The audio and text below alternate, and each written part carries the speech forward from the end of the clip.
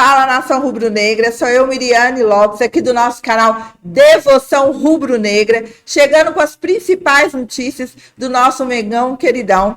Já pedindo para vocês não se esquecerem de deixar o seu like, se inscrever aqui no nosso canal e também não se esqueça de deixar o seu comentário. E agora eu vou chamar o Fabrício Lopes para comentar com a gente sobre tudo que está rolando. Valeu, Mirinha, muito obrigado pela apresentação mais uma vez, meu amor. Pessoal, eu estava devendo a vocês as notas dos jogadores do Flamengo nesse jogo contra o Santos, em que infelizmente a gente perdeu por 1-0 o gol do Neymar. Muita gente, inclusive, discutindo e debatendo aí a questão de como os jogadores do Flamengo e o próprio técnico Felipe Luiz tratou o Neymar, né? Mas a gente tem que entender a grandeza do Neymar para o futebol brasileiro. O Felipe Luiz jogou ao lado dele, jogou contra ele também, ao lado dele na seleção brasileira, contra ele pelo Atlético de Madrid.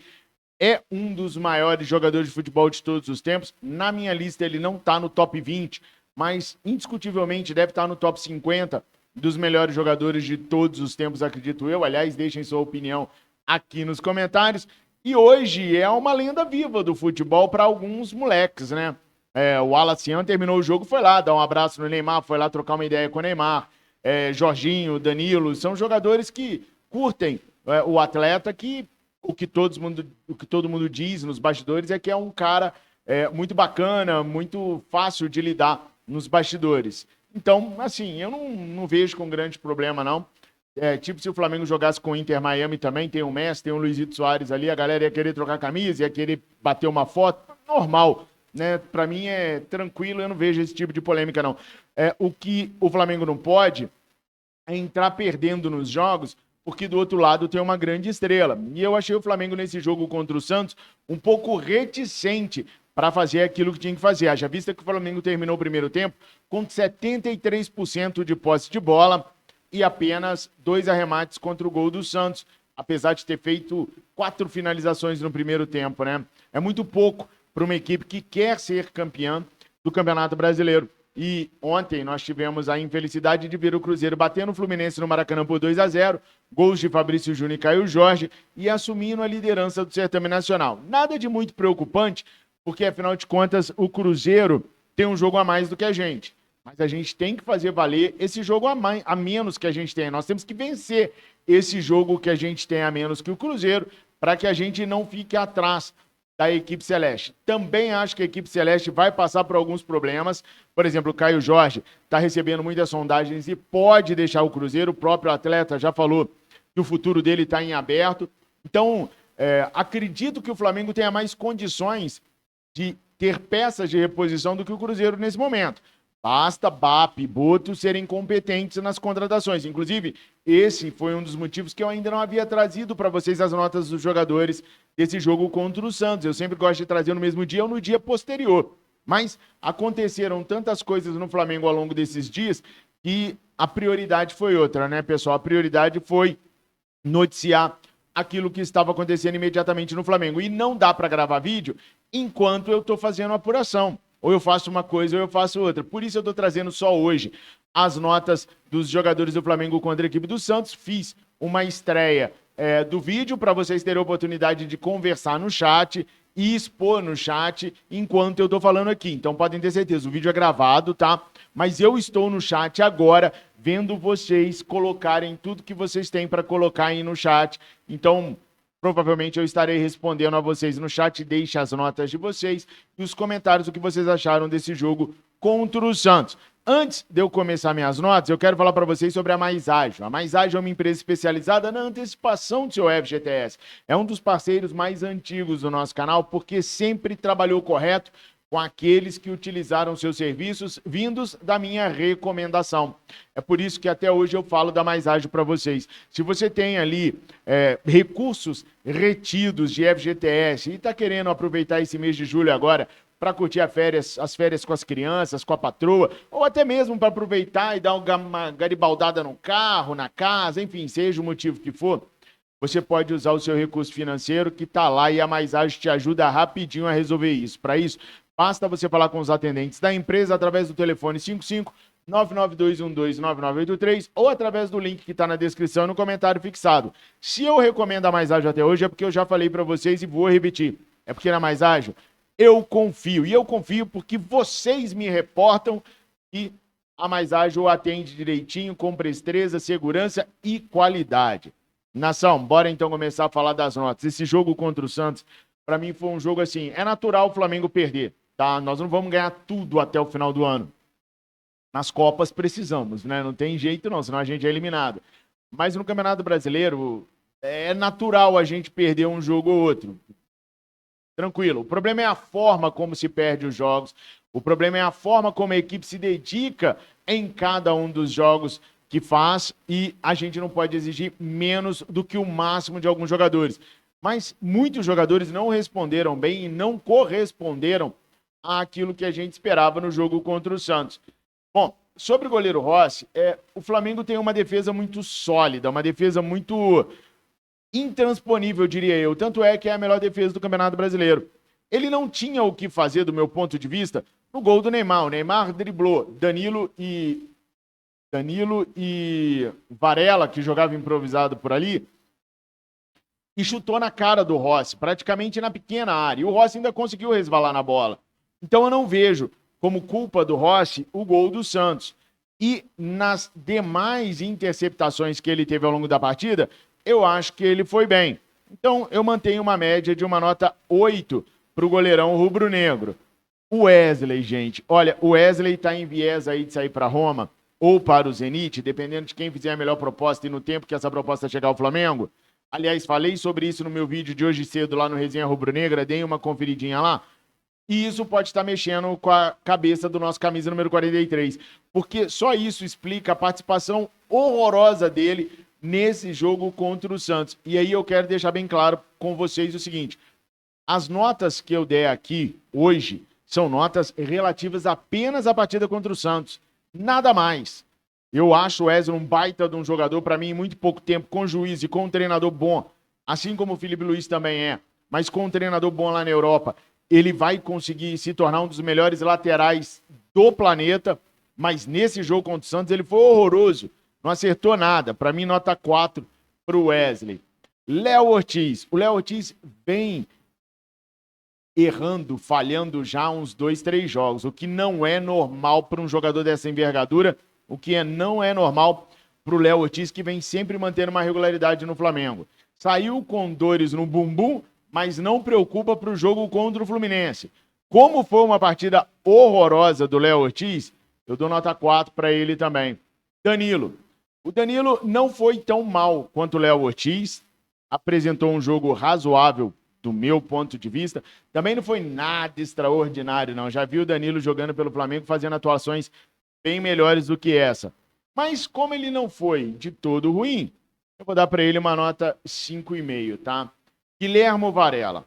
A gente tem que tomar muito cuidado com aquilo que a gente exige dos nossos jogadores, né? O Varela fez partidas maravilhosas na lateral direita esse ano e fez algumas boas partidas na lateral esquerda. Ontem, ele teve muitas dificuldades de marcar o Neymar porque estava jogando com o pé trocado. E não só o Neymar, mas todo jogador que caía ali em cima dele. O Santos é famoso por formar jogadores ariscos, dribladores, velozes. E o Varela ontem sentiu o peso. Ontem não, né? Quarta-feira sentiu o peso de marcar esses atletas. E não se saiu tão bem assim. Mas no caso dele, eu vou manter uma nota 6, porque ele fez o que o Felipe pediu. Ele estava lá fazendo aquilo que o Felipe Luiz queria que ele fizesse lá. A vaga dele mesmo é do lado direito. Até aproveitar para falar para vocês que o Matias Vinha vai jogar um amistoso pelo Flamengo contra a equipe do Bayer Leverkusen hoje à tarde. Olha só, tem a notícia do Flamengo que eu publiquei nas minhas redes sociais ontem.